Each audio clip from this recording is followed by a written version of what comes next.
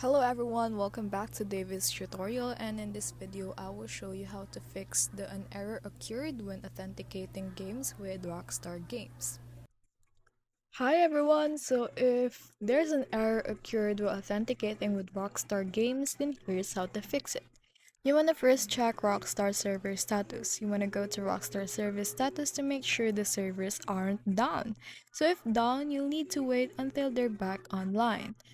And the second one, if this doesn't work, you want to restart your Rockstar Games launcher.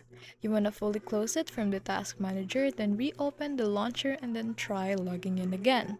Next is clear launcher cache. You want to go to this one right here and delete the social club and launcher folders. They'll be recreated. Next is flush DNs and reset network.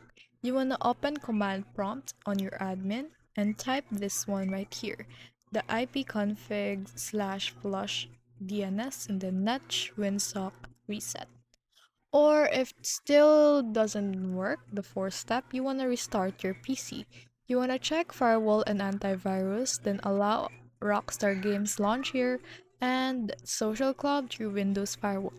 Temporarily disable antivirus if it's still blocking the connection. So sixth is reinstall the launcher.